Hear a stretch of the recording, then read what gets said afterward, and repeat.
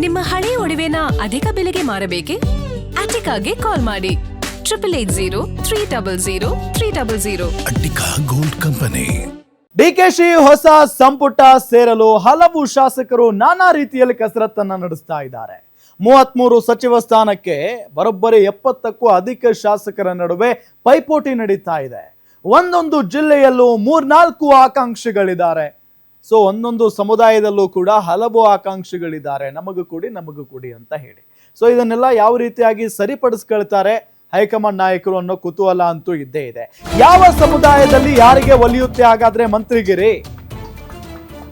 ಒಂದು ಸಂಪುಟ ಸೇರ್ಕೊಳ್ಳೇಬೇಕು ಅನ್ನೋ ನಿಟ್ಟಿನಲ್ಲಿ ಈ ಯಂಗ್ MLA-ಗಳಿದಾರಲ್ಲ, ಅವರು ಟ್ರೈ ಮಾಡ್ತಾ ಇದ್ದಾರೆ. ಮತ್ತು DK ಶಿವಕುಮಾರ್ ಅವರು ಈ ಮೊದಲಿನಿಂದಲೂ ಕೂಡ ಹೇಳ್ಕೊಂಡು ಬಂದಿರೋದಿದೆ, ಇಲ್ಲ ಯಂಗ್ಸ್ಟರ್ಸ್ನ ಬೆಳೆಸಬೇಕು ಅಂತ ಹೇಳಿ. ಸೊ ಹಾಗಾಗಿ ಎಷ್ಟು ಜನ ಯುವ MLA-ಗಳಿಗೆ ಅವಕಾಶ ಕೊಡ್ತಾರೆ ಮತ್ತು ಹಿರಿಯ ನಾಯಕರಿಗೆ ಮನೆ ಹಾಕ್ತಾರೆ ಅನ್ನೋದೊಂದು ಪ್ರಶ್ನೆ ಅಂತೂ ಇದ್ದೇ ಇದೆ. ಜೊತೆಗೆ ಯಾರಿಗೆಲ್ಲ ಒಲಿಯುತ್ತೆ ಮಂತ್ರಿಗಿರಿ, ಯಾವ ಜಿಲ್ಲೆಯಲ್ಲಿ ಯಾರಿಗೆ ಪಟ್ಟ ಸಿಗಬಹುದು? ಗ್ಯಾರಂಟಿ ನ್ಯೂಸ್ನಲ್ಲಿ ಎಲ್ಲೂ ಸಿಗದ ಎಕ್ಸ್ಕ್ಲೂಸಿವ್ ಡೀಟೇಲ್ಸ್. ಯಾವ ಜಿಲ್ಲೆಯ ಯಾವ ಶಾಸಕರಿಗೆ ಸಚಿವ ಸ್ಥಾನ ಸಿಗುತ್ತೆ, ಇದು ಈಗಿರುವಂತ ಪ್ರಶ್ನೆ.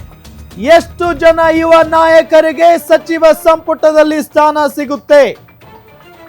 ಜೊತೆಗೆ DK ಶಿವಕುಮಾರ್ ಅವರ ಬೆನ್ನಿಗೆ ನಿಂತಿದ್ದಂತ ಶಾಸಕರಿಗೆ ಎಷ್ಟು ಜನಕ್ಕೆ ಸಂಪುಟದಲ್ಲಿ ಅವಕಾಶ ಸಿಗುತ್ತೆ? ಸೊ ಈ ಪ್ರಶ್ನೆ ಅಂತೂ ಇದ್ದೇ ಇದೆ.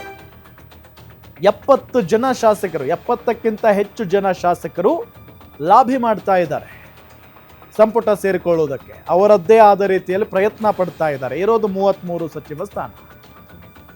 33 ಸಚಿವ ಸ್ಥಾನಕ್ಕೆ ಡಬಲ್ 70ಕ್ಕಿಂತ ಹೆಚ್ಚು ಶಾಸಕರು ಲಾಭಿ ಮಾಡ್ತಾ ಇರೋದು. ಸೊ ಹಂಗಾಗಿ ಇದರಲ್ಲಿ ಯಾರಿಗೆಲ್ಲ ಗೇಟ್ ಪಾಸ್ ಕೊಡ್ತಾರೆ ಅಥವಾ ಯಾರನ್ನೆಲ್ಲ ರಿಜೆಕ್ಟ್ ಮಾಡ್ತಾರೆ, ಯಾರನ್ನೆಲ್ಲ ಸೆಲೆಕ್ಟ್ ಮಾಡ್ತಾರೆ ಅನ್ನೋ ಒಂದು ಪ್ರಶ್ನೆ ಅಂತೂ ಇದ್ದೇ ಇದೆ. ಅದರಲ್ಲೂ DK ಶಿವಕುಮಾರ್ ನಾನು ಈಗಾಗಲೇ ಹೇಳಿದ ಹಾಗೆ ಯುವಕರಿಗೆ ಹೆಚ್ಚಿನ ಮನೆ ಹಾಕಬೇಕು, ಯುವಕರನ್ನ ಬೆಳೆಸಬೇಕು, ಅದೇ ಮಾತನ್ನ ಆಡ್ತಾ ಇರ್ತಾರೆ ಯಾವಾಗಲೂ ಕೂಡ. ಸೊ ಹಾಗಾಗಿ ಯುವ ಶಾಸಕರಿಗೆ ಅವಕಾಶ ಕೊಟ್ಟರೂ ಕೂಡ ಅಚ್ಚರಿ ಪಡಬೇಕಾಗಿಲ್ಲ. ಇದ್ರ ಜೊತೆಗೆ ಸಿದ್ದರಾಮಯ್ಯನವರ ಬಣದ ಕೆಲವೊಂದಿಷ್ಟು ನಾಯಕರು ಹೇಳ್ತಾ ಇರೋದು, ಅದರಲ್ಲೂ ಸಚಿವ ಸತೀಶ್ ಜಾರಕಿಹೊಳಿ ಅವರು ಹಿರಿಯ ಶಾಸಕರಿಗೆ ಅವಕಾಶವನ್ನ ಮಾಡಿಕೊಡ್ಬೇಕು ಅನ್ನೋ ನಿಟ್ಟಿನಲ್ಲೂ ಕೂಡ ಈಗಾಗಲೇ ಹೇಳಿಕೆಯನ್ನ ಕೊಟ್ಟಿದ್ದಾರೆ. ಸೊ ಹಾಗಾಗಿ ಯಾರಿಗೆ ಸಚಿವ ಪಟ್ಟ ಸಿಗುತ್ತೆ, ಯಾರಿಗೆ ಸಿಗಲ್ಲ, ಇದೆಲ್ಲದರ ಬಗ್ಗೆಯೂ ಕೂಡ ಕೆಲವೇ ದಿನಗಳಲ್ಲಿ ಉತ್ತರ ಅಂತೂ ಸಿಗುತ್ತೆ.